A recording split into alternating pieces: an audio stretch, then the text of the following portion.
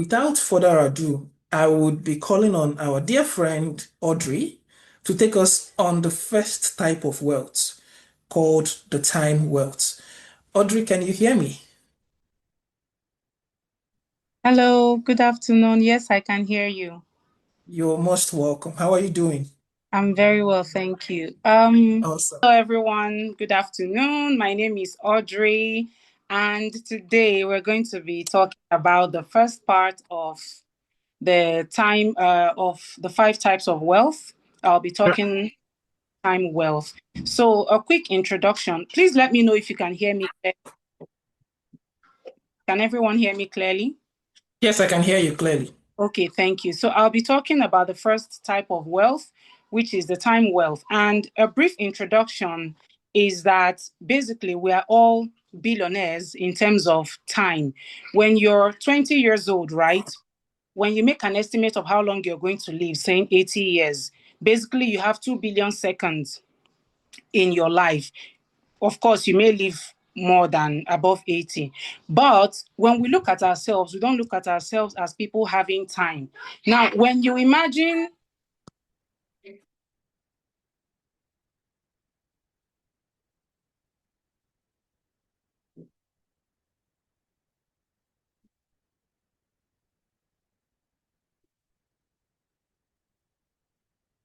Uh, okay, is I everything all right?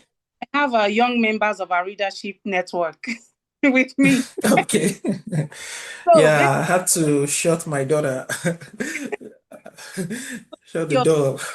right. You have a billion seconds, but you don't see it as time. But then you could have a billionaire, for example, Warren Buffett, who is over 90, worth over $100 billion, and he would trade his money to just get that time we have. But most of us don't see that the time we have is actually worth more than a certain amount of money. Because if you were offered, say, over $100 billion to be 94 or 95 or 100 years old, I don't think you'll be willing to take it. So, what we'll be looking, how much time basically do you have with your loved ones? And the little time you have, how do you allocate it? So we'll quickly look at the pillars of time wealth, which is the first one, awareness. You have to be aware of time in itself. You have to be aware that time is not permanent. It's not finite. Time is finite, rather, it's not infinite. Then the second one is attention. You have to focus on what matters the most, and the rest you have to ignore, because let's face it, you can never be able to do all the things you want to do in this life. So you just pick what are the ones that matter most to you, what are the ones you see as being most important. And finally is control. At the end of the day, the goal is to be able to choose who you want to spend your time with, what you want to spend your time doing, and how you want to spend your time. So moving on, let's look at attention, the first pillar of time wealth. It's just the act of applying your mind to something.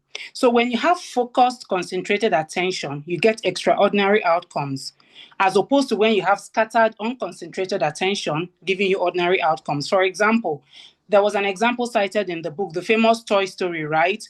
They needed to launch their rocket, and the sun was shining, but the sun couldn't launch the rocket until Woody took a helmet and then he kind of concentrated the energy of the sun on the helmet to create a spark. So basically, the time you focus on something gives you, when you focus on a particular activity or a particular task, the time you focus your attention on it gives you more outcomes than when you're, for example, multitasking, having your attention scattered across board, across different things. Then secondly, control. If you can't control your time, then it's not yours. So when you have more awareness of your time and how finite it is, and you are able to concentrate your attentions on the things that matter, you get more output for every time you input into something. Now, let's look at the anti-goals of time wealth. What are the things that drain your time? What are the things that make your time seem not to be enough? Spending too much time on low value energy draining activities, things that you know that whenever you do these things, you are left feeling depleted, tired, weak, and as if your time just passed you by and you didn't achieve anything. And then being too busy to prioritize the things that truly matter. So, a hard reset task we could do is look at the time you have left with the ones you love. For example, your parents. How often do you see them in a year? Make an estimate, a rough estimate of how long you feel they will live. For example, if your parents are 65 and give or take, they will live to 80. Sorry.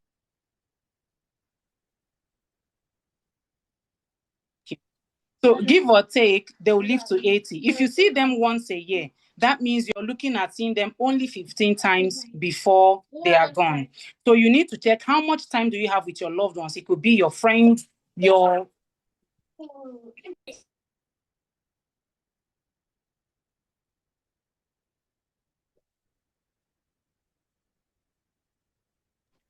So you want to look at the time you have with your loved ones left and see how much time you have left with them based on how often you see them currently. Now let's look at the energy calendar. How are you spending your time? These are the things you need to look into. When you draft a schedule of your day, how do you spend your time? What takes your time the most? Now, the activities that make you feel alive, energized, or activities you truly enjoy, you could mark them in green. And then the ones that you feel, well, okay. So these are activities that you might not do, or you can actually outsource or delegate them. And then you can mark these ones in yellow. And then the final one, the red ones, are the ones that completely drain you. They don't add any value to you, and you basically don't even enjoy doing them. So you can make two lists. This is a two-list exercise on how to establish your priorities. You make a comprehensive list for all your priorities. Then you narrow it down. Let's say you have about 20 priorities, 25, 30, however many you have. You can list the 3 to 5 activities that truly matter to you and put this as your priorities. These are the things that you truly enjoy doing, you want to do, and you know they add value to you and they will lead you to the end of your long-term goal. So when you split the list, everything else goes into the list of things you should avoid, because these are things that are not on your priority list. What they are going to do is just to take the time for your priorities and make you not achieve those things that are most important to you. So when you have some, let's say, some tasks or some things to do, you could look at them from this angle. Which ones are important and urgent? These are the ones you should do now. Which ones are important but they are not urgent, which means they are important but you can do them later. Then which ones are not urgent and not important, or not urgent or urgent but not important? So the ones you should focus on are the ones that are important and urgent that you need to do right now, or the ones that are important and not urgent that you can allocate a much later time to make sure you do them. So finally, just to run quickly, let's look at how to eliminate wasting of our time. Number one, when you have all day to do something, you will spend all day to do it. But when you tell yourself, for example, let me use something that is easy. Maybe you need to clean your house. When you tell yourself, I'm going to be cleaning my house today, you might spend the whole day cleaning your house. But when you say, I'm going to bring out 2 hours to clean my house, you will see yourself trying to make sure you achieve cleaning your house in 2 hours. This way, you have some other hours to the rest of the end of the day to do other things. So one thing you can do is collapse time into blocks. Maybe you have a meeting. Instead of spending 1 hour in that meeting, make it 25 minutes or 30 minutes. Spend and eliminate other pleasantries or other small talk that could actually drain your time. Then you can also avoid procrastination, which kills time, by breaking down what you need to do, making it easy. Instead of saying, oh, I need to write this book.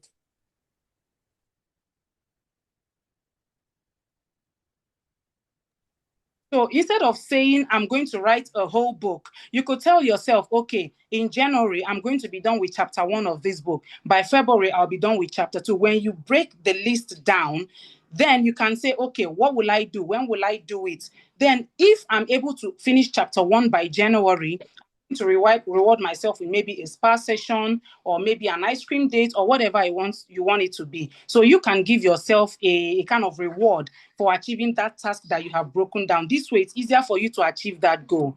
Then how do you concentrate attention? Like we said, that when you have focused, concentrated attention, you are able to achieve more. So one thing you can do is to try to start working on having deep focus work uninterrupted, keeping away your phones, your gadgets, and just going into work. I'll give us an example.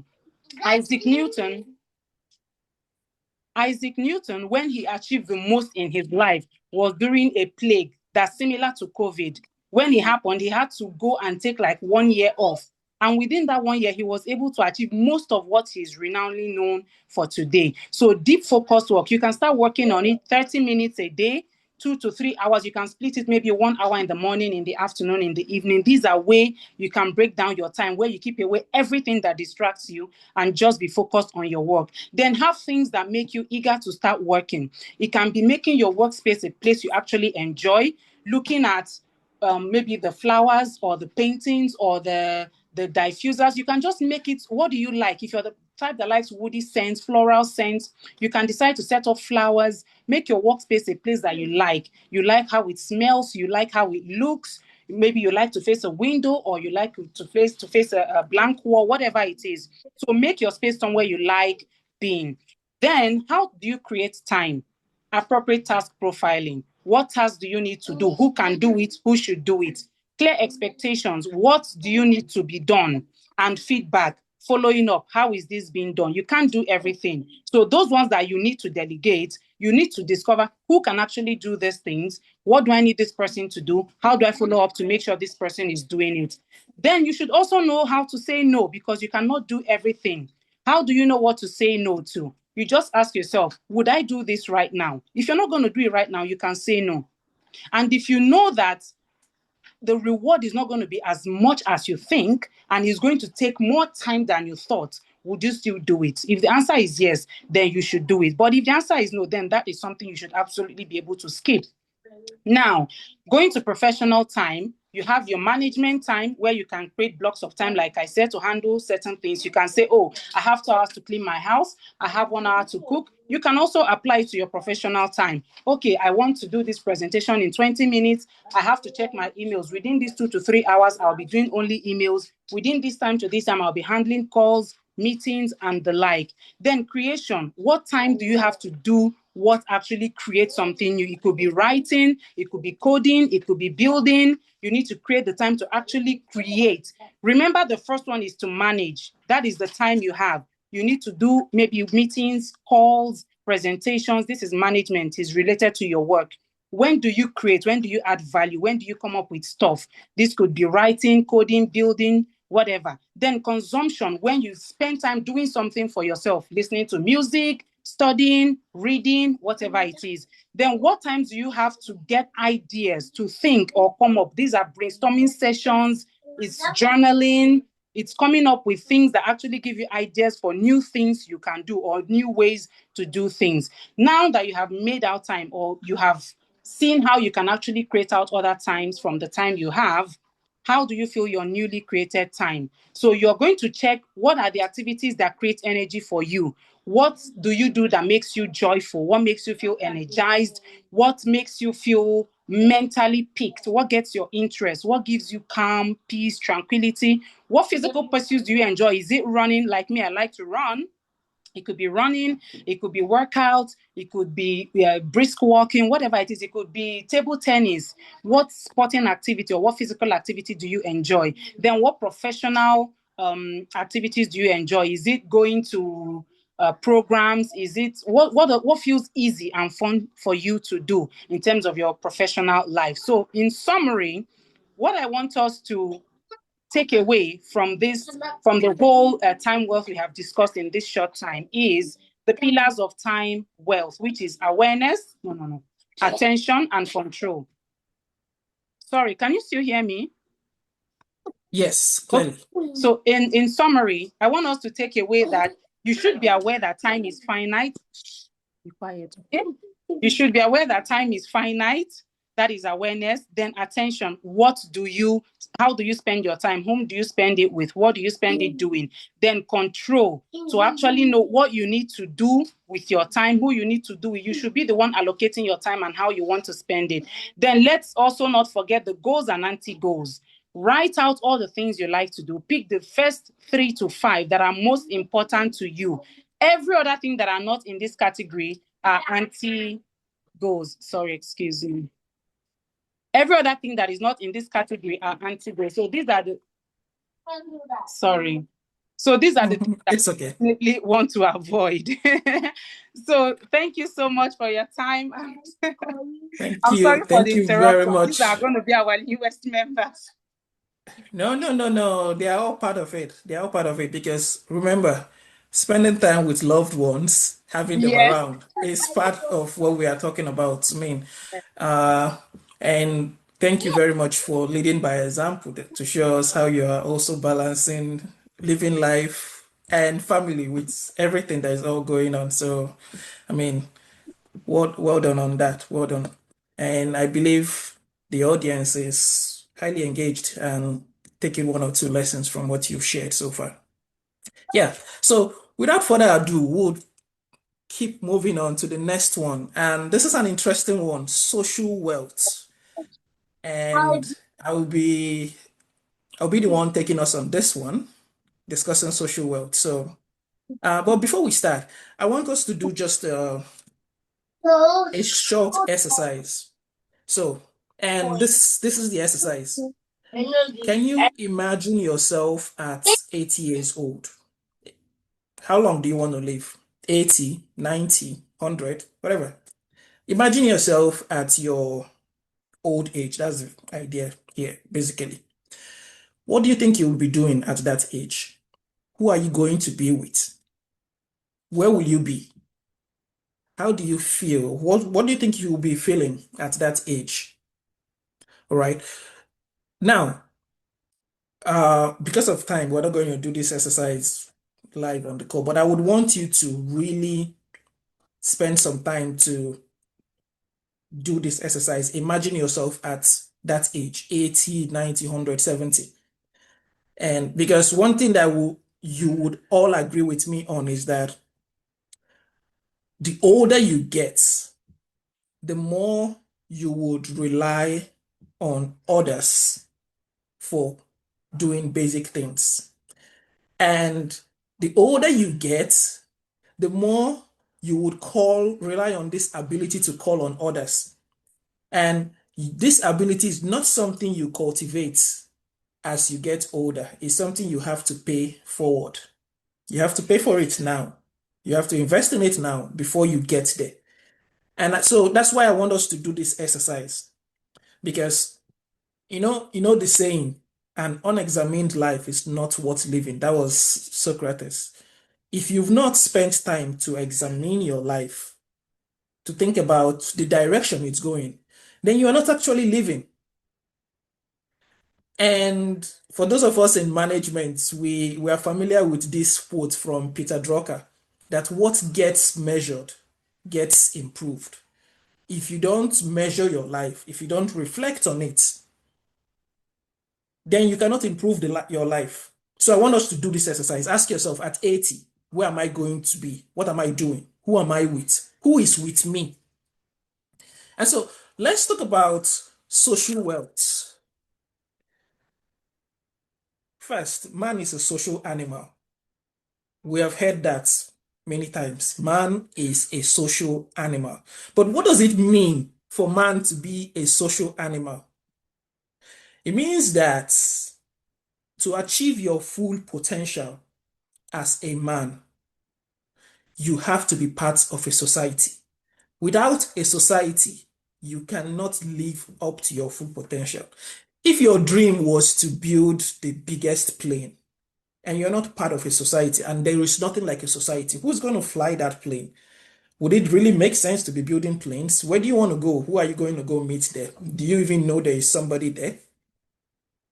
So it goes without saying that we all need each other. Now, let's go into the meat of what the social wealth really is, because I like that we would also be talking about other types of wealth and social wealth. The order in which the conversation is going to go would is not there is no it's not about there is no preference or order of priority here. All the types of wealth are important, including money, because for the most part, most people will feel that wealth is only measured in money, in monetary terms, but that's not the case. So social wealth is one of it.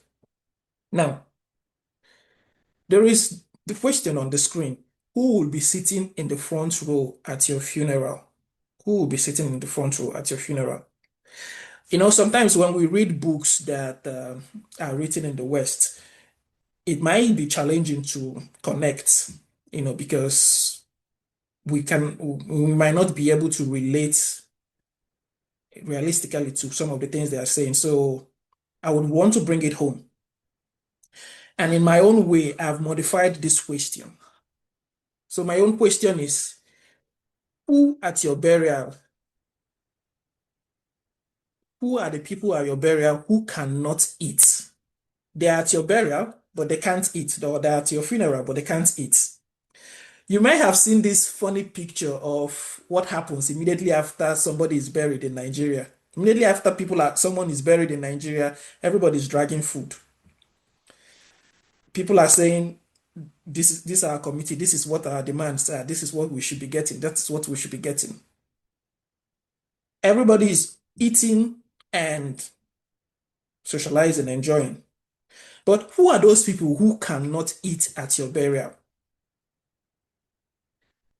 I believe we all can relate to this question.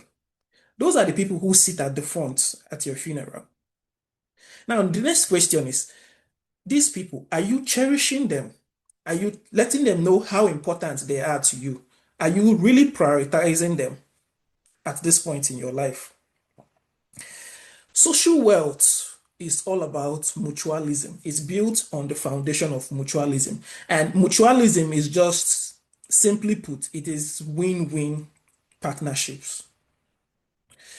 In the sense that you cannot have social wealth if you do not invest in it. You cannot have people by your side if you are not by anyone's side. That is another way to put it. And so, what is your ability? How able are you to call people in trying times, in hard times? Have you thought about how have you thought about your ability to call on people in hard times? It also goes back to my earlier statement. Have you reflected on what 80 years would be like? So this is another dimension of that question. Have you reflected on how many people you can call on in hard times? Now flip that question. How many people would you answer when they call you in their hard times? So both are directly proportional. The no- if you are not, if there is nobody you are going to answer in their hard times, most likely nobody is going to answer in your own hard times. That's why I said social wealth is first of all built on the foundation of mutualism, win-win partnerships. Now, moving on, there are three pillars of this social wealth. There are three things that make up the social wealth. First is, the first pillar is what gives it depth. So, and when we talk about depth here, we're talking about the strength of your relationship with a few cherished people. These people who would sit in front at your funeral. These people who cannot eat at your funeral. They are not eating because there is no food or nobody is offering them food. It's because they feel a deep sense of loss that you are no more. So the depth of your social wealth, how deep the foundation is, because if you look at a building, the strength of that building is linked to its foundation. If the foundation is poor, if the house is built on a poor foundation, if it's built on a weak foundation, it definitely would collapse.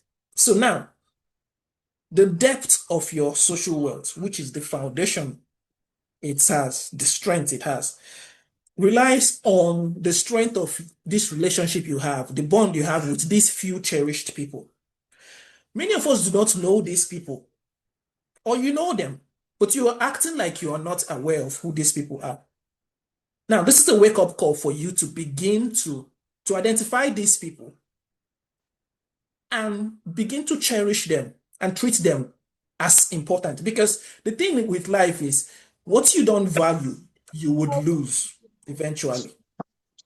Now, so these people who would sit at the front row at your burial, at your funeral, these people who would, sorry that I'm using deaths and burial and all of that. I don't wish anyone ill luck or anything. So no one is gonna die. But truth is, death is one of those things that brings us face to face with the reality of what life is about. Steve Jobs once said that before death, we are all naked and we begin to realize what is most important in life. So that is why death is the best premises to discuss this concept of social wealth. Because on your deathbed, you would be forced to come to terms with reality. But you don't have to wait till you're on your deathbed. That's the interesting thing. You don't have to wait because you can examine your life now and make it worth living. That's my message here. You can examine your life now and make it worth living. Are you going to be, sometimes uh, it is because we've not really examined our lives. And that is why when it comes to social wealth, we are not really paying attention to what is worth paying attention to. People have said things like, that event, you should not attend it. That gathering, just send them money. You don't have to be there.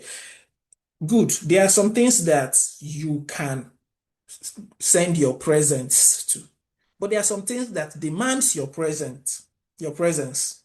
So you can send your presence to some things, but there are some things that demands your presence. If you miss your baby's first birthday, you're not going to get that birthday again. You're not going to be able to attend it again. The first speaker, Audrey, talked about can you check how old your parents are now, if you're still blessed to have them alive? How old are your parents now? Let's say they are 60 or 65. And realistically, they may be able to live for 80. God bless them, they live longer. But if they have just 15 years or 20 years more to live, and you are only seeing them once every year, that means you realistically are going to see them just 20 times before they die. Is that enough for you? Is that really enough? When you put it in this context, you begin to understand really how important this concept of time wealth and social wealth is. So that's the first pillar of social wealth, the depth of it. You need to have those few people. I'm not saying many people. There should be those key people who you really cherish, because you realistically cannot love so many people and give them the same amount of time and attention. But those people, you should know them. You should prioritize them. The author said something very interesting that I love. He said, when people ask you, how are you doing? Yes, you can say, I'm doing fine. But one answer you can give them, which would help you to consciously start living this wealthy lifestyle, is to say that you are prioritizing the important things. So if somebody asks you, how are you doing? You could say, yeah, I'm fine. But you can also say, yeah, yes, I'm busy. I'm prioritizing the important things in life. That is how you are actually going to convince somebody that you are truly living. Are you prioritizing the important things in your life? You should be making time for the important things in your life. So that is on depth. Then let's talk about the second pillar of social wealth, breadth. This is the strength of your connection to an extended circle. All right. And the question here, to understand breadth, the question I would ask is, are you part of a cause? Do you belong to something bigger than you? What is your behavior in the society? Is your behavior accommodating? Are you open to learning new things? So, breadth just relies on being present in whatever space we find ourselves. In the office, do they know that you are there? If you do not come to work, will somebody notice? In your church, would they know that you attend? In your small club or in your small group, would they know that you are there? Breadth is what proves that you are actually living, not just existing. You have to be part of something. Be part of something. That's no other way. There's no other way to put it. Just be part of something. Belong to a network, belong to a club, belong to some society. One small way, be part of. Because what Brett does, Brett has personal benefit and communal benefit as well. Because if we don't all come together to form groups, clubs, associations, parties, organizations like Game Changers Leadership uh, Promotion Network, it's an organization. If we did not all come together to form it, the members, the founders of this group, and you guys who are here now and helping us make this dream come to life, if you all did not come together to partake in it, then no worthwhile cause would ever take shape or would happen. Society, community, life itself requires all to be coming together from time to time to create something, to bring something into existence, to cause a movement. So, social wealth requires you to be part of something bigger than you. That's where you would be contributing your part into moving society forward. Now, the last pillar of social wealth is earned status. Now, when you say earned status, people start thinking, what is status? Are you talking about positions? Are you talking about offices or hierarchy in the society? None of that. But earned status is like a social currency. And earned status is how people see you in the society. How people see you in the society is important, is reflective of the role you are playing in the society. You cannot be passive in the society. I've heard people say things like, I don't care what people think about me. Really? Do you really not care what people think about you? Do you not care if people think that you are a thief? Or people think you're a pedophile? Or people think you are a, a betrayer, an untrustworthy person? You would definitely care because what people think of you would would definitely affect, care impact because how they relate with you what people in general. think. I'll need to mute someone. Yes. Yeah. So from today onwards, just stop saying, I don't care what people think about me. Your personal brand is important, and you have to deliberately curate your personal brand. This is more than just, you know, how people say how you dress is how you will be addressed. It's more than that. This is about having respect, admiration, and trust. If you are not respected, admired, and trusted, you cannot achieve any meaningful thing in life and in the society. Because if you're a teacher, for instance, you don't care what people think about you. I don't trust you to teach my child because I don't know what will happen if my child is left with you. If you stand up to speak in the public, people cannot trust you because they can't believe the word coming out from your mouth. So, earned status is more than how you dress. It's more than your position in terms of an elected office or a, you know, position in terms of an office. It's more about your personal brand. So you need that brand, you need to be very deliberate about what you want people to know you for, what people will perceive you to be. Your end status is what people would, if we had things like tombstones or epitaphs in Nigeria, when somebody is buried, what will be written on their tombstone? For some people, they will write, "Here lies a father or a man who devoted his life to pursuing worthy causes," or whatever. People write different things. So, what do you think people would say at your burial when we are eating and drinking? For those who can eat and drink at the burial, what would they be discussing about you? Now, what they say when you are dead is not important to you, but it is important when you are alive because that also is the impact you can create in this life. If you don't want to just live a life without purpose. So your end status is tied to your personal brand and it's tied to your purpose because If you do not have this status, you cannot achieve anything. That means you cannot fulfill your purpose in life. Something I want to drop here. When they say that somebody, when they say that somebody is a nobody, what are they actually saying? They are saying that I cannot describe the person in terms of depth of their relationship, which means they are nobody's friend, they are nobody's father or mother, they are nobody's child, they are nobody's teacher. No depth, no breadth. They don't belong to any society or any group. They don't come to church or they don't do this one or they are not in that age grade meeting. They don't join our book reviews. No end status. I don't know what their brand is. So when somebody says he's a nobody, they are essentially saying that I don't know how to describe this person. There is nothing to use in describing this person socially. That makes him a nobody. So this should redefine how your understanding of that concept of nobody. So I would leave you with these three questions to summarize.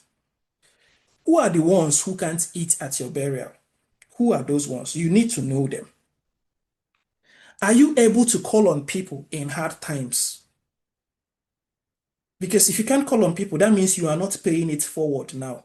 And that's not to say that the people who you answer in hard times are the people who would answer you in hard times. No. The universe is bigger than that. So most of the people who have helped me are not actually the people that I've helped, but being deliberate about helping people would give you the courage to ask for help when you need it. Because if you don't actually help, you won't believe anybody can help you.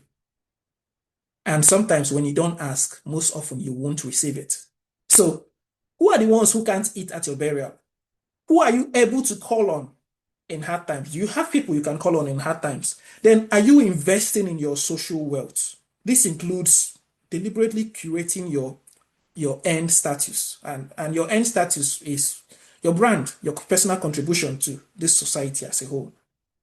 So when you do all of these things, when you examine all of these things and carefully start investing in all of them, then you would be growing your social wealth. Right? So that wraps my review of what we have for social wealth. And I'll be moving on without further ado to call on our dear friend, I believe he's on the call, Chukwuemeka, to take us on the next type of wealth, the financial wealth. Chukwuemeka, can you hear me?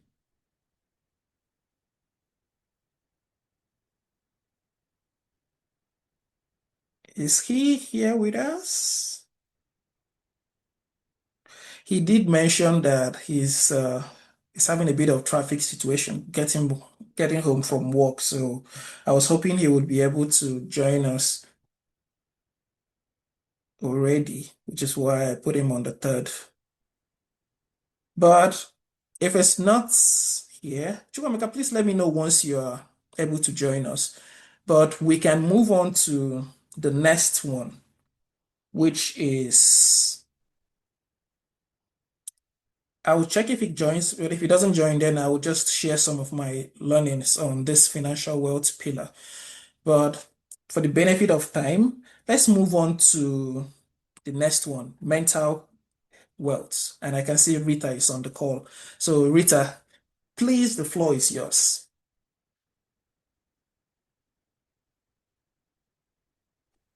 Hi guys. Can you hear me? Clearly, loud and clear. I can hear you. Okay. Unfortunately, I may not be able to turn on my video, and that's That's because, fine. yeah, I am currently backing my 1-year-old who will stop crying. Okay. Okay. Awesome. That being said, I also want to make some other excuses for my voice. It usually sounds better than this, but I caught a cold, so you're gonna be hearing me gulping my tea as I talk. But I will do try to talk very slowly, but not so slowly that you sleep. Okay. So, You're perfect. You're perfect. Go okay. ahead. So today I'm going to be talking about mental wealth. When I first joined this network, I joined it as a way to develop social wealth. As a just to piggyback on what you've been saying, Dubé, I joined it to support my friend Cornell, and I didn't know that I would find it interesting, and that's because I'm not a reader. I don't read books. I prefer to watch movies. But while reading this book and preparing for this session, I saw something that really piqued my interest. And one of those sayings was, you would read 1,000 books in life, but there are only a few that would actually change your life. And this Wow. book, my friends, have changed my life. Not necessarily changing my life in the sense, but it was very stimulating. It was eye opening to how things I did passively could count as mental wealth. When you think of mental wealth, think of it as building a house. Everybody that has talked from Audrey to Dubai, they have talked about foundations and pillars. So think of mental wealth as a house. Think of foundation. When you want to build a house, if you want to build a story building, it starts from getting a foundation. The very foundation of mental wealth is curiosity. Think of yourself when you were younger and how you were so curious.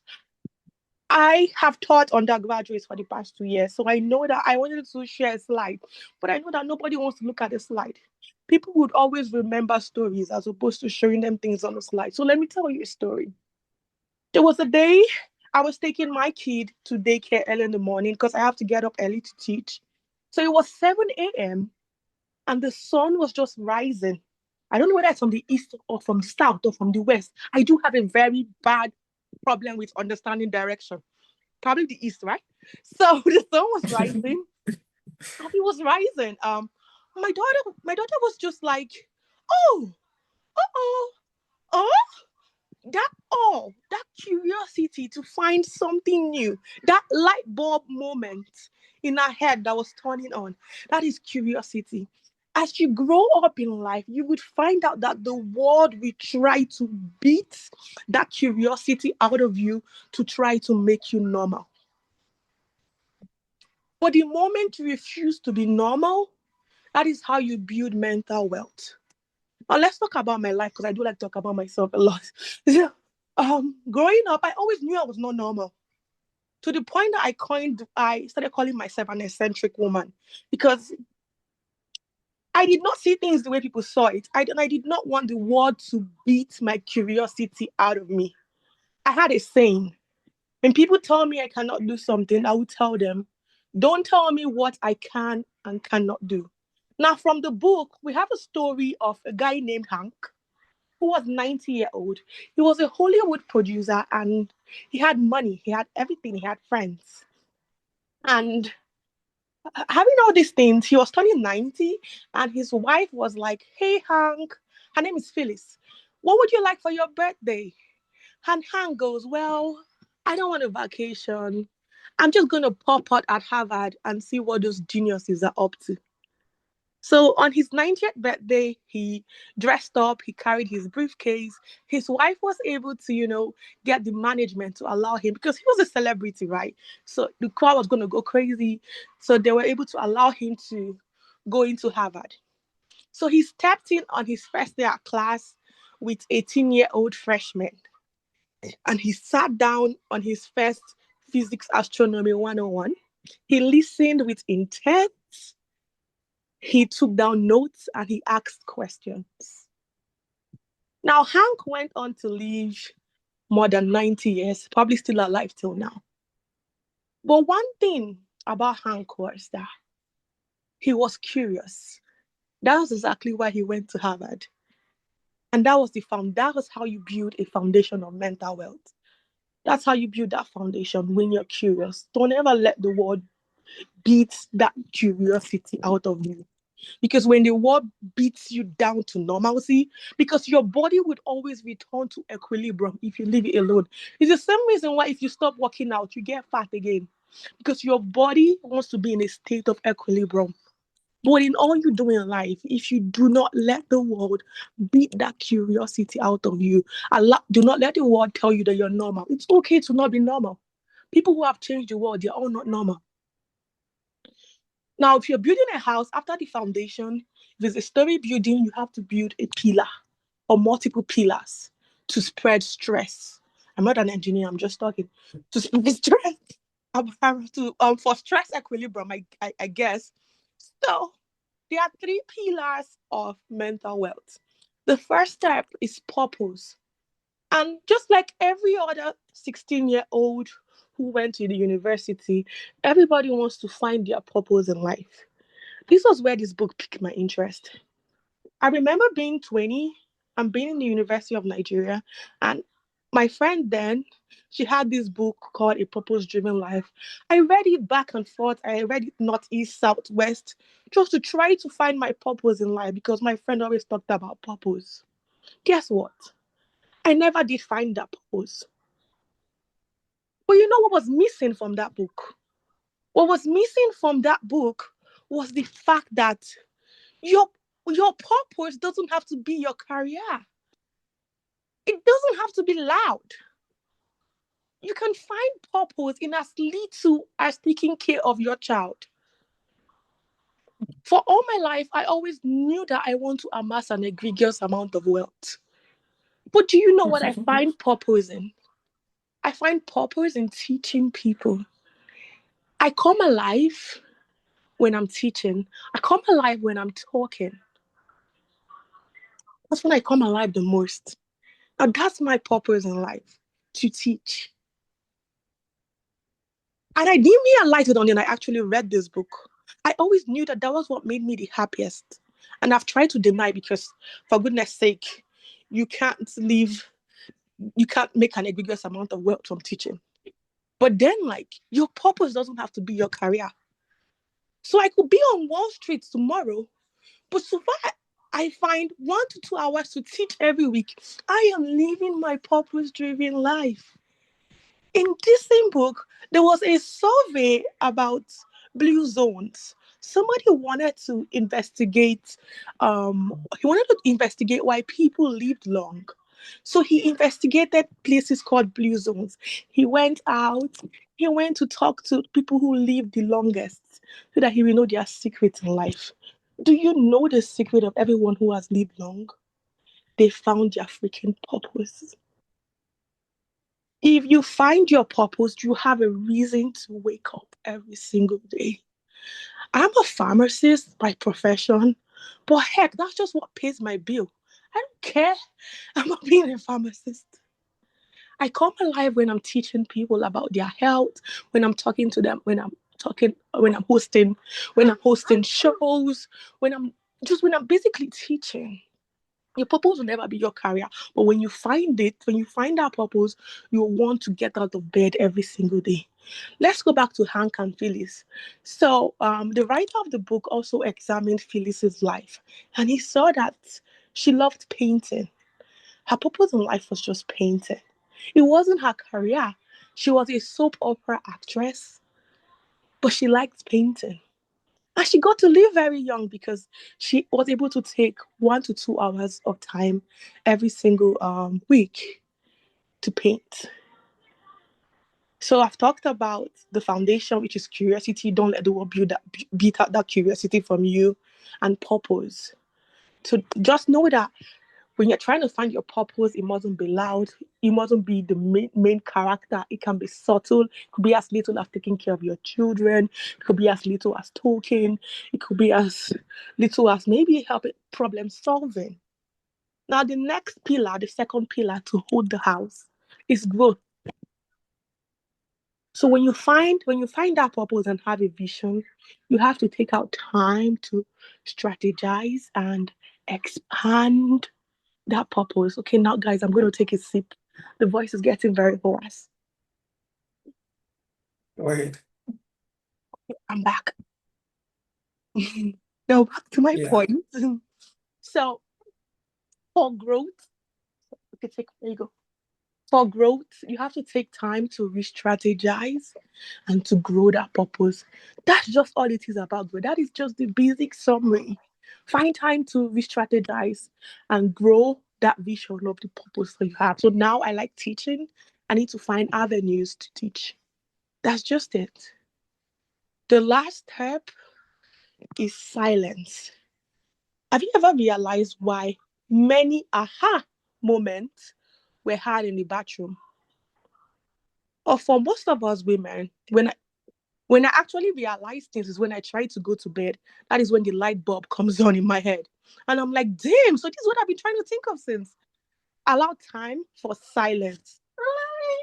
Allow time for silence because most of the people that have actually achieved, sorry guys. Yeah, calm down. Calm. It's okay, mama. Calm down. Take. Take. Hey. Most of the people who have actually achieved the most in life, they had time for silence. I can't remember if it was Dubé or Audrey that talked about how Isaac Newton achieved the most during the plague. So it's the same thing. Find time for silence. So now, when you're done building the house, you have to furnish it. So this is where how to grow mental wealth comes in because you have to furnish it after you build a foundation of curiosity. You now have a purpose. You've grown your purpose, and you're finding time for silence to keep on re-strategizing. You have to furnish the house. Now, furnishing the house is the way to develop mental health. Now, there are many strategies, but the one that spoke the most to me was the um things I knew about mental wealth before I turned 22. That is what spoke the most to me. And one of the very things that they mentioned was when you're trying to one way to build mental or to sustain your mental wealth is to keep on learning. And the best way to learn something is to teach it to others. So now that I'm talking about mental wealth, I'm also learning about it because when you have questions, I now I'm able to identify those gaps in my knowledge and I can go back to the book to read it. So you keep learning, and when you try to learn something, teach it to other people. Another thing again, I also learned is what I said earlier. Ways to build mental health. You will read 1,000 books in life, or more than 1,000 books, but only a few will touch your lives. I've only ever had 4 books that have touched my life. I'm not a very easy person to impress, but I've had 4 books that have touched my life and have actually changed my life. And this book, my friends, have actually changed my life. And another way to keep sustaining your mental wealth is to understand that the best ideas are not always from the best talkers. So a bunch of people who actually talk a lot, some of them, most times, they don't even know what they're talking about because there's zero correlation between being the best talker and having the best idea. There are also other types of methods to build your mental wealth. There's this thing the Japanese call the ikigai method. I don't know if I'm pronouncing it properly. Sorry if anyone is Japanese here. But it's just about focusing on what you love, what you're good at, and translating it into what the world needs. It was quite too technical. Sometimes there's something called Occam's razor. The easiest way is just the answer. For me, after reading through this book and seeing all the methods of sustaining your mental wealth, I think the things I wish I knew before I turned 22 is the best method for me because it just gives me 22 things to just know, okay, you can do this to sustain your mental wealth and you can do that to sustain your mental wealth. And another method that piqued my interest is the one is to one is to one journaling method where after every day you journal one win, one stress, and one gratitude. While studying for my master's degree here in the US, I had a professor who had us do snack writing. I hated it every single day because I don't want to write about my feelings. But after doing it for 3 consecutive semester, understanding that that makes you writing the snack writing makes you get an A. I fell in love with snack writing, and this year I made it a goal to journal. So while journaling, I realized that every time I'm angry and I journal, I end up being less angry. Not necessarily doing the one win, one gratitude. Sometimes my journaling is all about complaining. I call them my letters. Yeah, I call them my letters to myself. So I could read them back maybe in the next 5 years and think of how dumb I was for writing it. But these are ways to sustain your mental well. Now, just a quick recap. The foundation is curiosity. Don't let the word kill your curiosity. The pillars to hold that curiosity, finding your purpose, growing that purpose, and being silent to learn new things. And the last step is sustaining that mental wealth. Learn new things, and the best form of learning is teaching. Teach others to learn. You would read many books, but only few will touch your life. And when they touch your life, teach it to others. And there are other things you could also look at through the book, the Ikigai method and the one is to one is to one journaling method. Now, thank you so much for listening to my very whole ass voice, and thank you for the opportunity Wow. to do this section. Thank you very much, Rita. Thank you very much. What really made you stand out for me was how you not only you're already applying some of these things in your life, but you're also sharing it with us because, you know, these testimonies make the lessons much more believable and applicable. When you see that someone has applied it in their life and is reaping the impact, the benefits of it, it more than encourages you to go ahead and do the same. Just like what's this person put it, that by turning on your own lights, you give others the courage to do the same. So thank you for giving us the courage to prioritize our mental wealth.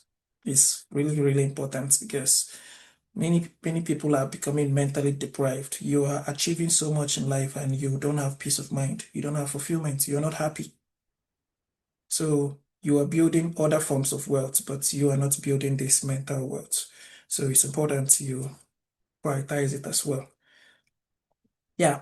So moving on, we'll be going to another interesting type of wealth.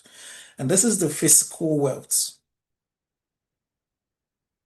I didn't quite understand this one at first, but reading it, it made a lot of sense, which is why I'm happy that we have someone who will be talking to us about it, who is also prioritizing this in his own life. So, Pascal, are you online?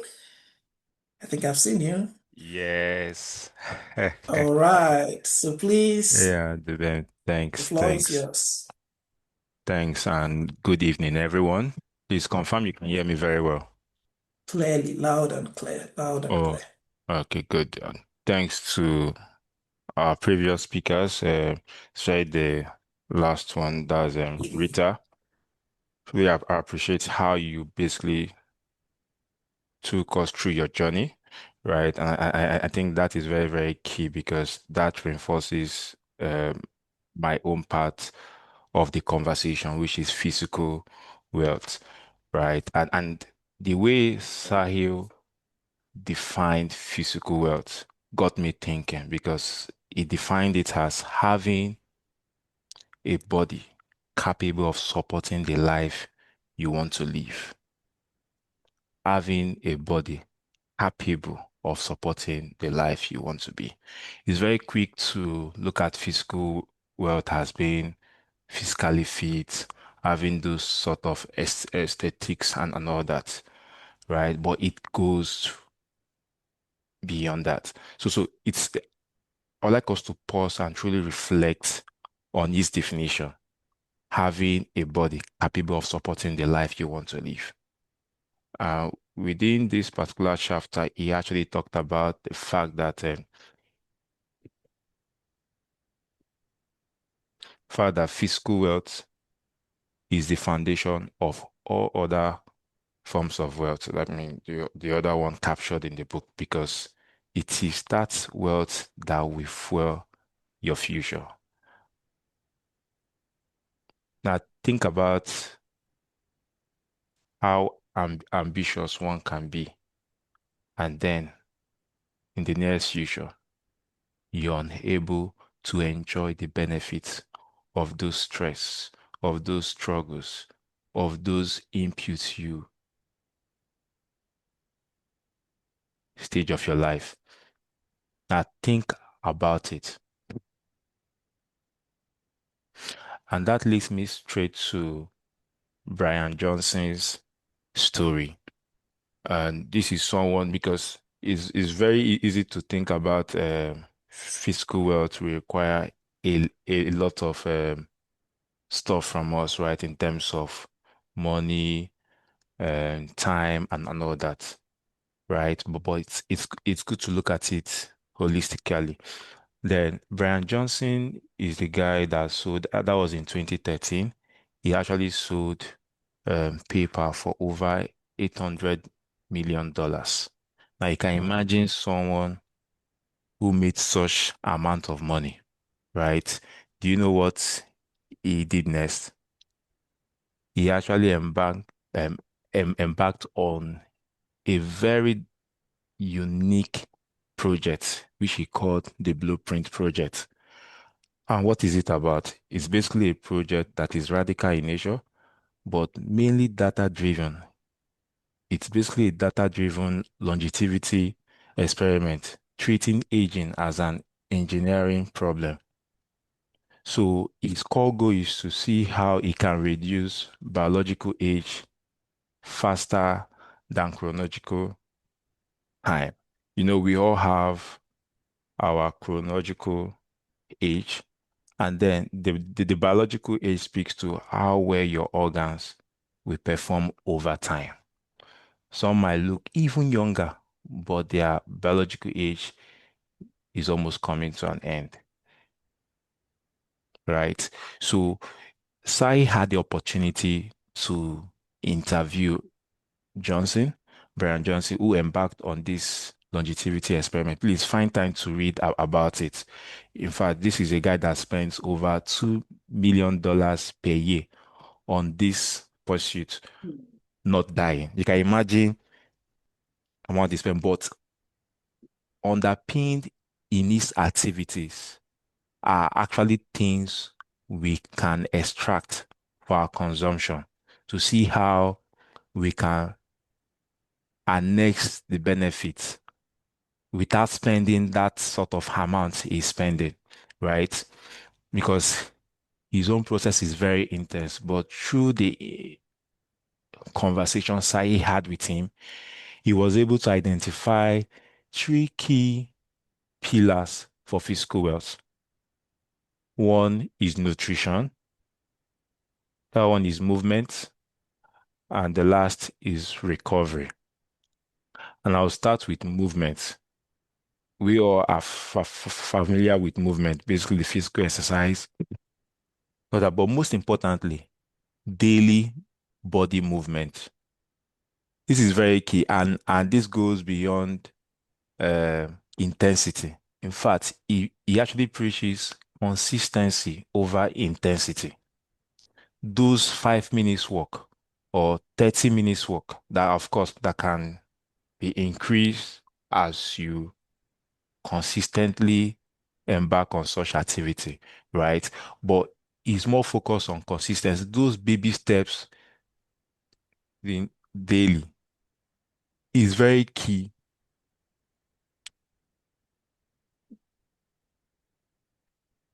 because such promotes stability and flexibility. Then he talked about nutrition, and of course, one may argue that to eat well in this current era is difficult. But then again, it's also about looking at what aligns with our body structure, knowing what works best for you, right? And planning yourself, planning your search, right? So the intent around this is also realizing that what we eat serves as the sustainable fuel for the energy we need today and, of course, the future. The third pillar he talked about, which is something we truly need to recognize, especially for those in their 30s or late 20s, is that we need to recognize sleep as a recovery strategy. He actually captured this as recovery as one of the pillars, but underpinned under recovery is sleep. What is our sleep performance? It's good to know that sleep is not just time lost, it is life repaired. How do we recover from the intensity of the day? And it is the only time really that our body and mind work entirely for us. So it's very important we look at our sleep pattern. And this is not just about performance or about output, because someone may ask, you are sleeping, there is no output. But it's just that quiet repair, restoration, renewal that is very critical for your next activity. Someone once said, when you sleep, you are not pausing your life. Rather, you are preparing to live it well. I think for me, that is very, very key. Now, across his book, two critical uh, to notice this, like I had mentioned before, consistency over intensity. And the other one is maintenance over recovery. So it is better we avoid or focus on how can we prevent some certain things, because some decisions we are taking today are detrimental for our lives, right? But the focus is how can we maintain a sustainable life than focusing more, no matter what, when I get XYZ, I'll be able to repair XYZ. It might not be possible because there are some health concerns that are irreversible. Now think about it. And that takes us back to the idea of physical wealth. Is your body today capable of supporting the life you want to live? Right? Now, in summary, my core takeaway is anchored on three key things. One is that physical health should be protected early. Now you are listening today. Now we've listened. I think it's very important we take action. Critically look at your life because everyone is unique in its own way. So what that simply means is that we have to be intentional about this part of wealth because it powers every other part of wealth. Then the other one is to optimize for capability, not appearance. And this closely speaks to fitness, right? Most of the time, especially in this Instagram kind of era where everyone want to show off in quotes, right? But it's good to optimize for capability. And what that simply means is that we need to train, eat, and live in ways that make us able to do things, not just look a certain way. I'll repeat. Optimizing for capability means training, eating, and living in ways that make us able to do things, not just look a certain way. We want to be able to do certain things even when we get older, right? I mean, whenever I remember our former president, I'm talking about the president of Nigeria, uh, His Excellency, President Obasanjo, Olusegun Obasanjo. You see how agile he is. I think he's over 90 years old because I remember, right, he's still very agile and all that. So we need to start thinking of how we can optimize for capability, how we can consistently.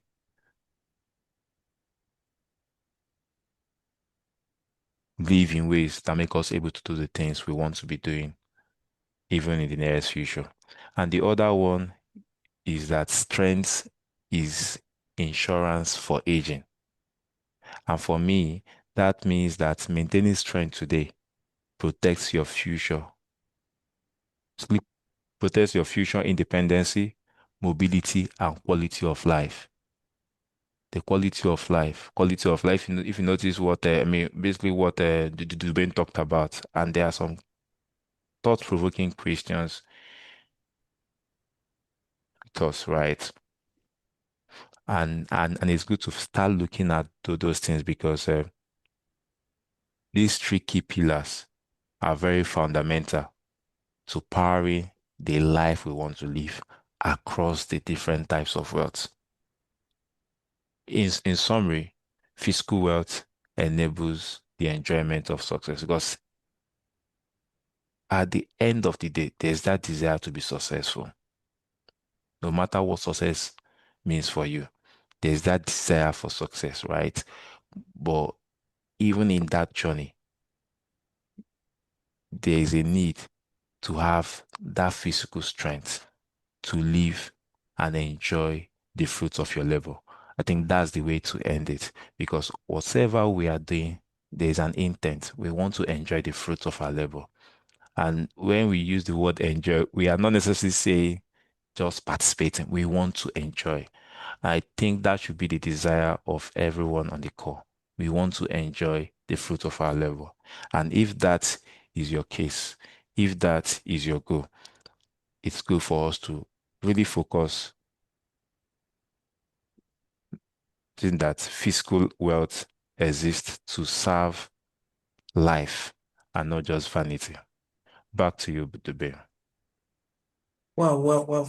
Thank you so much, Pascal.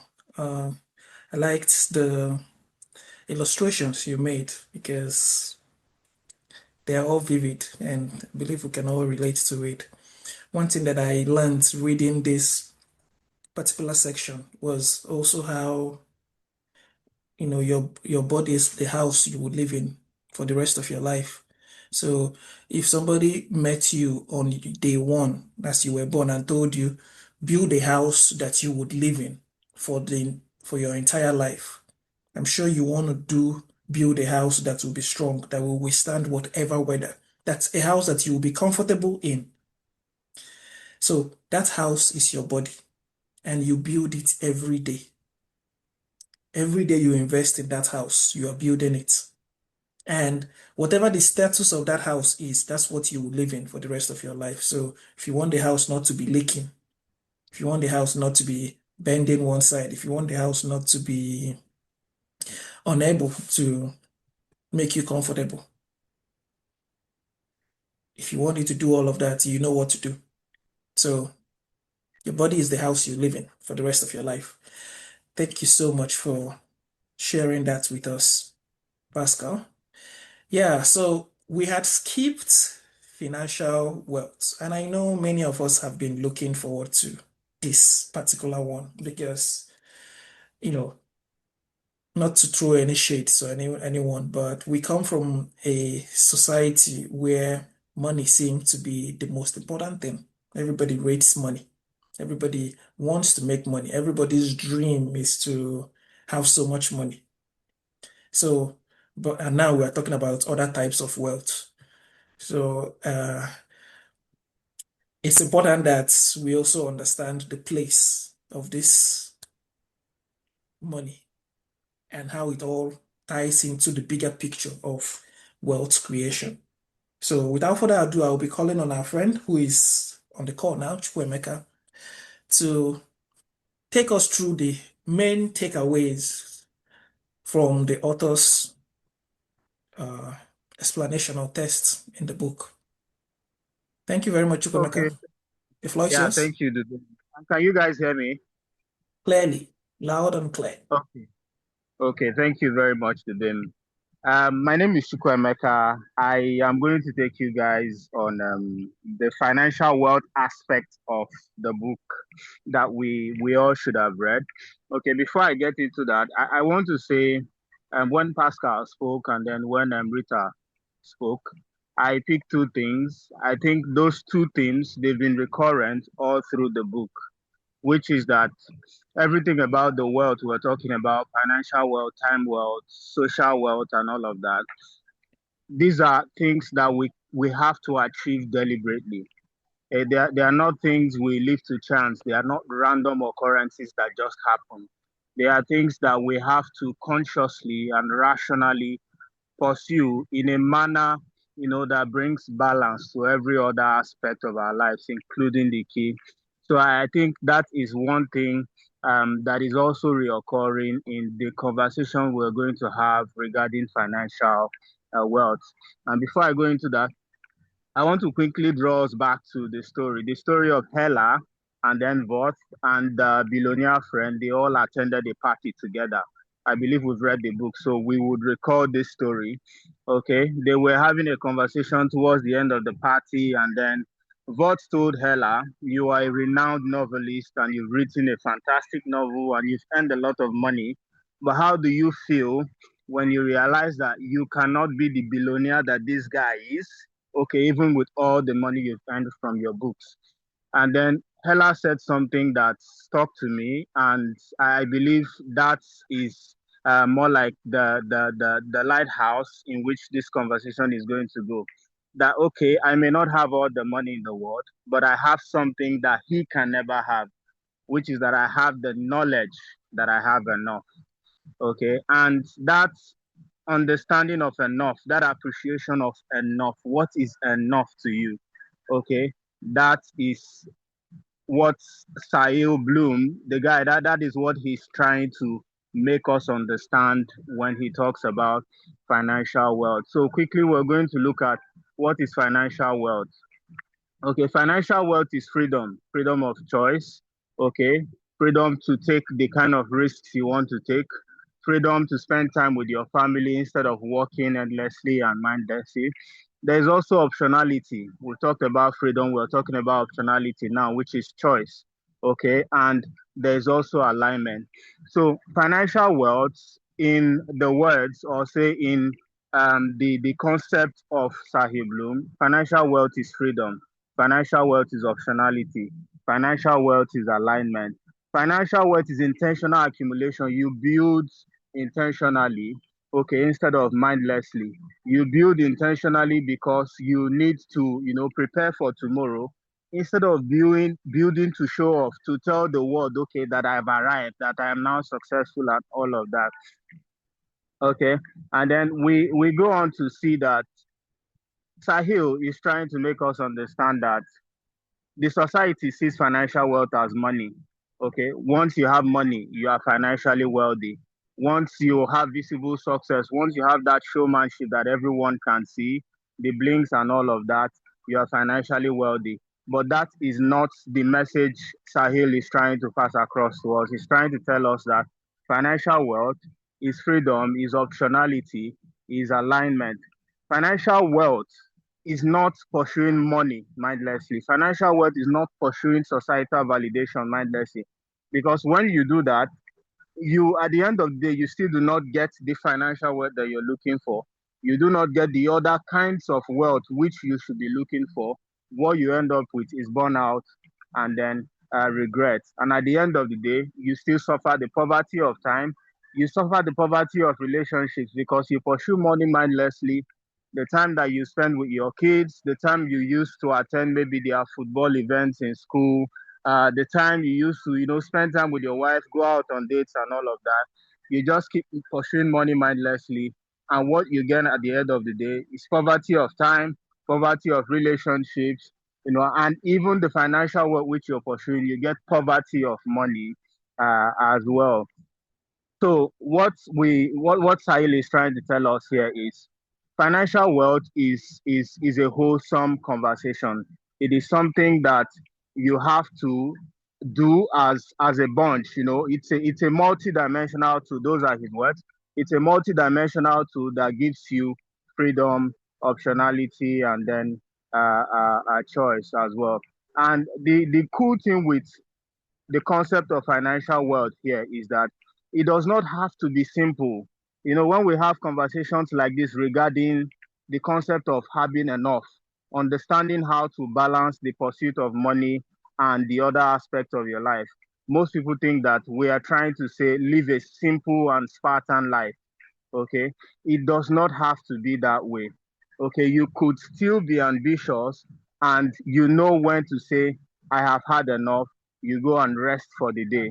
You could still be ambitious and you know when to say, I've had enough, and you go and spend time with your family. That is the conversation we are trying to have.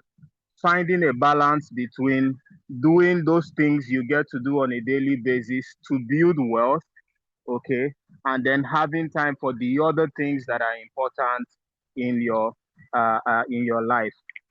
Okay. Now, when we go into the other nitty gritties, the key details in the book, Sahil Bloom goes ahead to tell us that in the concept of financial wealth, there are three key pillars. There are three things you have to do to build financial wealth. Okay, number one is income generation. When you talk about income generation, how you do that? You begin to look at primary, secondary employment or other kinds of employment. You begin to look at building skills, marketable skills. It could be in sales, it could be in tech, it could be in healthcare, any kind of marketable skill, that you can put out there to earn income. And of course, as you earn income, you are bound to spend. That is the nature of life. That is the natural cycle of life. As you earn money, you are bound to spend. There will be expenses here, there will be expenses there. But then the key thing is to ensure that as you're spending, your expenses aligns with your income. You're not spending money because you want to show that you have arrived. No, you're spending in such a way that you take care of the things that are necessary, and those that are not necessary, you let them go. And it seems I jumped the gun a bit, because when it comes to income generation, there's something else that Sahil talks about. It talks about passive income. Okay, apart from building marketable skills and then presenting them to earn money, you can also generate income by other passive means, such as investments in stocks and bonds and treasury bills. There are several kinds of investment vehicle you can adopt to generate passive income. Now, when we talk about income generation, we're talking about expense management. Now, the goal of expense management, or say the point you should be driving out for expense management when it comes to building wealth, is to try as much as possible to make sure your expenses, they are below your income. And how would you be able to do that? Okay, you can do that, number one, by creating a budget. You create a budget to ensure that you track what you are expected to spend against your income. So that at the end of the month, if you look at the budget I created versus what I spent, okay, if things are not aligning, you can begin to work things out, and um, you can begin to work things out and set things right. You Another way of managing your expenses is to automate your savings. Automate your savings. Okay, at the beginning of the year, you can decide to say 10% of my salary goes into a savings account that will be channeled into investments and other kinds of things. You could walk into the bank, have them automate your savings, such that as soon as your income is hitting your account, that percentage goes out to be treated as you have mandated them to treat it. Then, of course, you create a rainy day fund, you budget for experiences. We've talked about physical health, we've talked about mental health. Now, when you work, like we all know, all work and no play makes Jacks a dull boy. Okay. So as you do all of the working, you do all of the things you're required to do on a daily basis, you should budget for those experiences that they bring out the best in you as well. Those dates, those adventure trips, those sailing trips, and then all of that. And of course, there are certain key expenses that you have to plan ahead. You don't want to buy a car today and you're already thinking, okay, as soon as the salary comes in, I just take everything and take all my savings and go and buy a car. Okay, if you want to build generational wealth, these things, they don't work like that. If you want to build financial wealth, those key expenses, they don't work like that. You have to plan ahead for them. in such a way that every other aspect of your life would not be affected because you're trying to get one thing done. And then, of course, expectations. There are people who, before certain income comes in, they've already calculated how the money will go. In fact, they spent the money before it even comes in. Okay. Sahil Bloom says you're not supposed to be doing that if you want to build financial wealth. Now, come down to the last, and which is an important part of the concept of financial wealth, is long-term investment. Okay.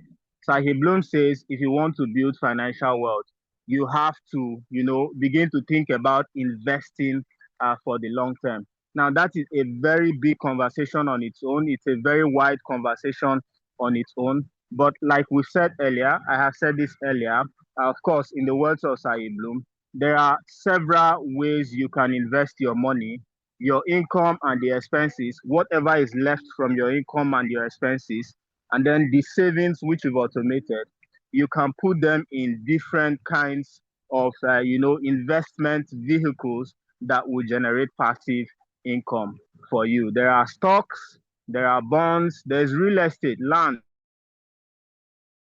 He talked about agricultural farming and a couple of other kinds of investment. Like I said, the presentation today is a short one, so we cannot go into all of those details. But there are materials you could read. There are people you could consult. I believe we have people like Cornelius and Co. You could consult them. But there are materials you could read. The likes of Morgan Housel. You could start from there if you want to begin that journey of long-term investing. Now, I want to just point out one thing quickly. Long-term investing is good because of compound interest.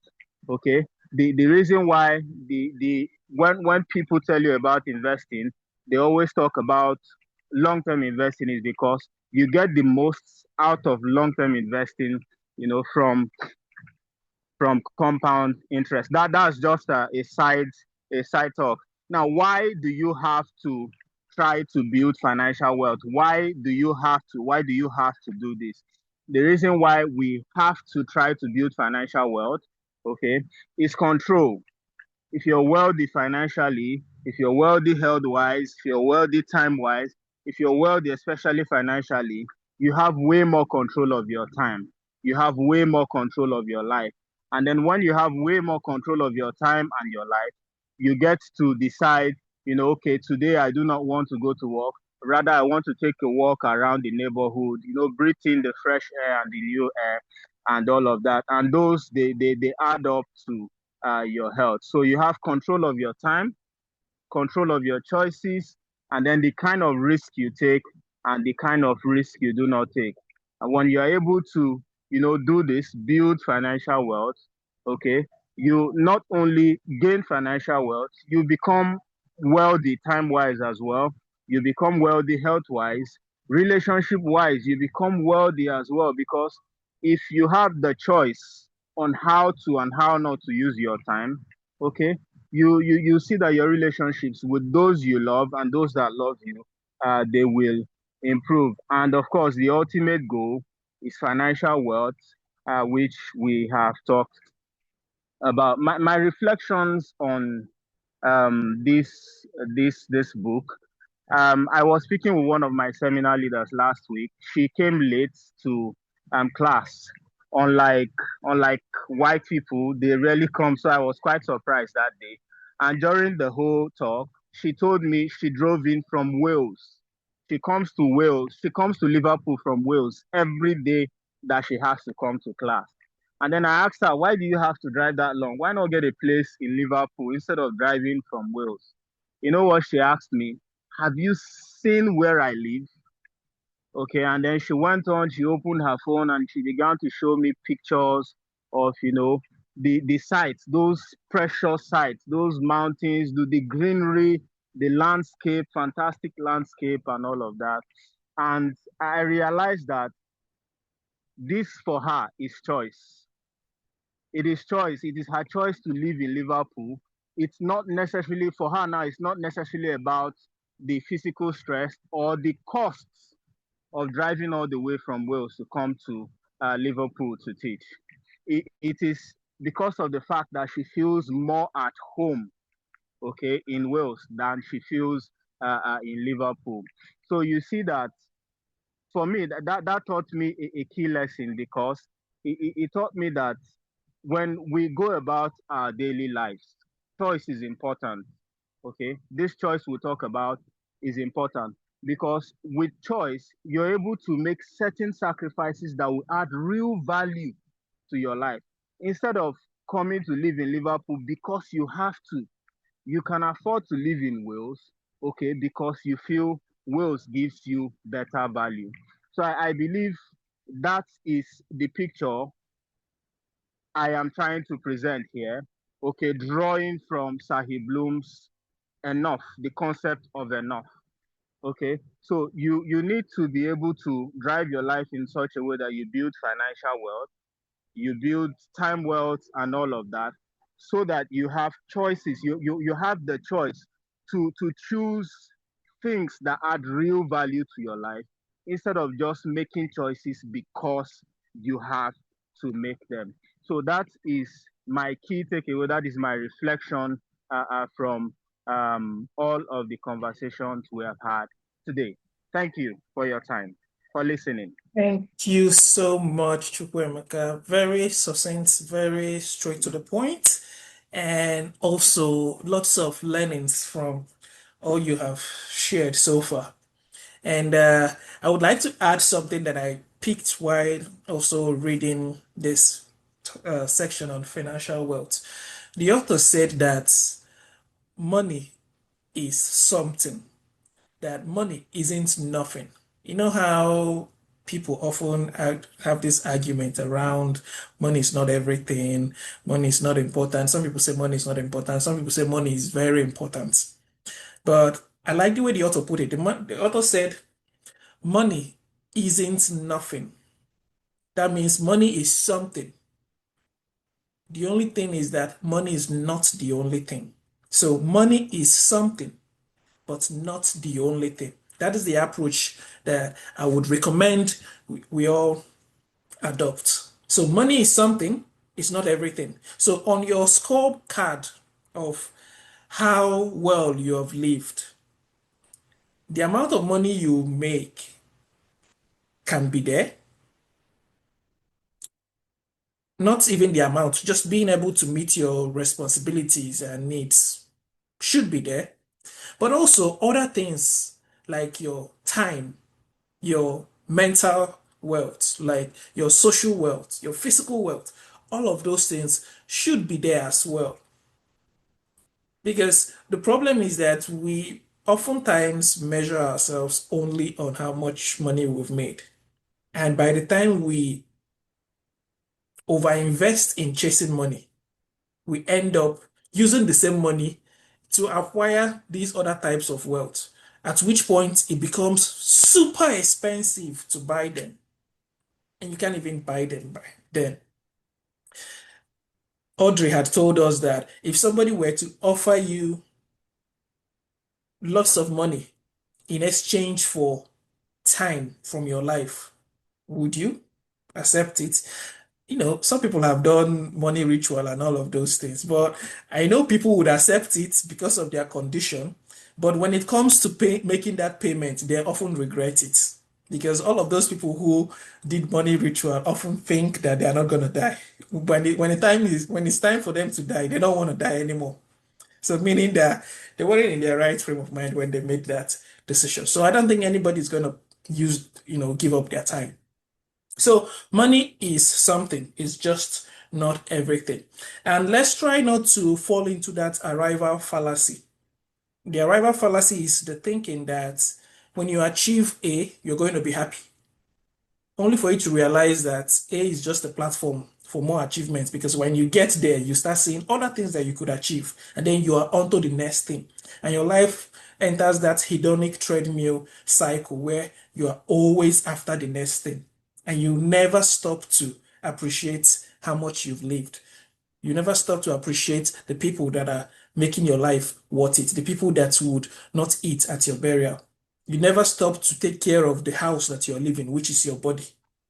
You never stop to assess how you are living against what you are how you are tracking against living a fulfilled life, a purpose-driven life.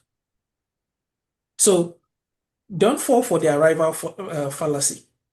And the author also said something that, yes, at some point in your life, money can be equal to happiness.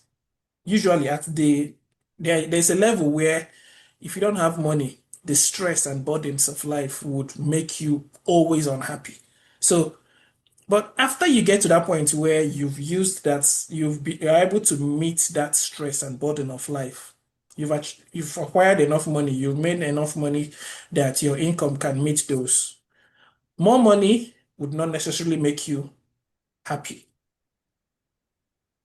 And if you are still unhappy at that point, if you have that money and you're at that level and you're still unhappy, even losing that money will still not make you happy because the money was not the problem to start with. All right. And this knowing when it is enough, is very, very important. You have to know when it's enough.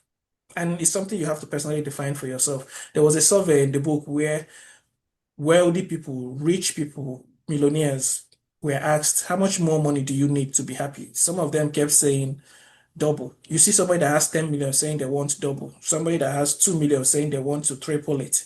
So that tells you that there is no exact number that is this enough. We are just all chasing after the wind here. So defining enough would help you really have a well-balanced life.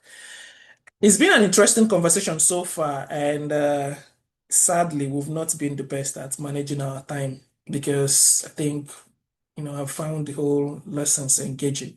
But I would like to hear from you guys, anyone in the audience who has got a question, a thought to drop, something to share.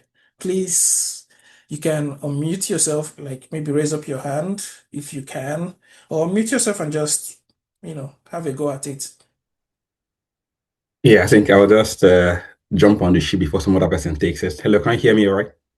Yes, thank you. Robinson, I think Yeah, I hi, see you. Dubin. Thank you. Good evening. My name is Izu. And thank you, Dubin. I mean, I've been trying like always to join this kind of call.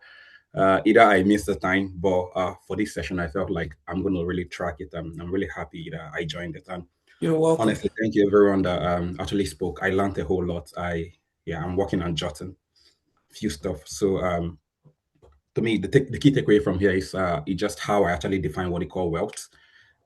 Because most of the times, if you define wealth maybe based on maybe just money, financial part, you actually have to be missing it. Like what the Dubem said, at the end of the day, if you chase it one side, you could spend what you've made actually chasing the physical or the mental or social well-being. So this is me actually saying thank you, and I think I'm going to take this out. Few stuff I jotted out here while listening to everyone is, I mean, it's all about time. So I've been trying to work on myself, like time, staying focused, staying committed. I think like Audrey, I think she wasn't mentioned that. So one thing I actually struggle with now is that, I mean, with my device. So we all know that if you're in the advanced world, almost your whole life is in your mobile phone. You want to make some payment, you want to read or stay focused. So I think, yeah, I just to invest that time in trying to see how someone can just stay away from device. So the baby actually made what I'm taking away from social wealth is so I came across a book which it landed well with me. As I said, social wealth is all about, it's like a bank, you have to deposit into it before you can draw from it. Yes. Yeah. So thank you so very much. I mean, Yes. actually really defining that. And so and then when it comes to mental health, so I think is he Okorocha that made mention that you have to find purpose. And of recent, I'm not finding like you can actually find purpose not in your work. It's just what you love doing. So thank you. I don't know, is it Okorocha? Sorry, I don't know her first name anymore. Yeah, that was Rita Yeah, Parocha. Rita. Yes, Yeah, Rita. thank you so very much. I know this has actually been playing out in my head, but it's hard to just contextualize this. So thank you for actually maybe redefining what I think I know. Yeah, thanks. And then for physical wealth, I have an audit background, and they tell you that sleep is only for the weak. So we say that if you are sleeping, if you are sleeping, you're wasting your life. But thank you for the guy that actually spoke about physical health being all about sleep, which I'm going to invest more in. The biggest one is, I mean, about wealth. Like I think Chukwemeka said, I just felt like recording everything you said and then just keep listening to it every single day. The truth is how to define enough. It just for us, just maybe I have to just go back there and just say what is really enough. Because I was just talking to someone that, let's say, for example, you are blessed to work probably in a corporate world where you do Monday to Friday. If you not define what is enough, probably on Saturday you go for warehouse work, Sunday go for warehouse work because you don't even know what enough is. So thank you guys, and it's really enriching. I look forward to actually joining for that session. Thank you. Thank you so much, Robinson Izu. Thank you so much. Thank you. Uh, does anyone have any other question? Okay, but in the absence of that, I'll just move on. I have just a few more slides here because we would be wrapping up in about 7 minutes. So I would like to make sure that I leave you all with the next steps. So if you have questions, please unmute and you can interrupt me and ask, or you have comments. But I want to thank the people who have led us in today's book review. Audrey, you did amazing. Pascal, you were lovely. Rita, it was lovely hearing from you, especially everything you said about purpose. And Chukwuemeka, I really loved your session. Thank you so much. I know it would be such a nightmare for all of you to agree to work with this timeline because, and the time zone, because not all of you are in Nigeria. I know you are in different places with different time, but you all made it here. Thank you so much. We really appreciate that. For February, we have a very lovely book coming up, and the book is called Attached. It explores how our attachment patterns shape love, conflict, connection, offering, and insight, and he offers insight into the way we relate with others. Listen, guys, the books for this year have been carefully curated. Every single month, we've got a book that you would really learn a lot and would shape you and make you experience the wonder in reading. And this wonder of books that we keep talking about, it was something we picked from Abraham Lincoln. There's this famous letter Abraham Lincoln wrote to his son's teacher. Amongst all the things Abraham Lincoln wanted the son's teacher to do, he wanted him to make sure that the son appreciates the wonder of books. And this wonder is what, as a group, as game changers, we want each and every one of you to experience. So for the next session, for next month, please try to read this book. And for the book review coming up towards the end of the month, help us create awareness, help us invite more people, because this wonder is bigger when shared with so many people. You can also follow us on social media.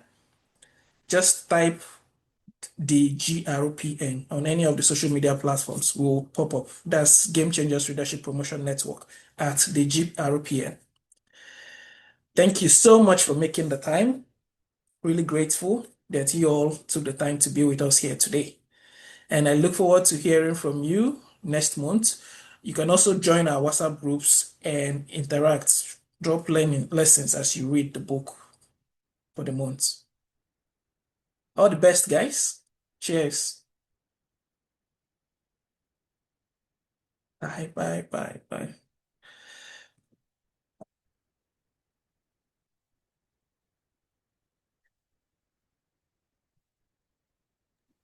Thank you, Dubin. Thank you, Pascal.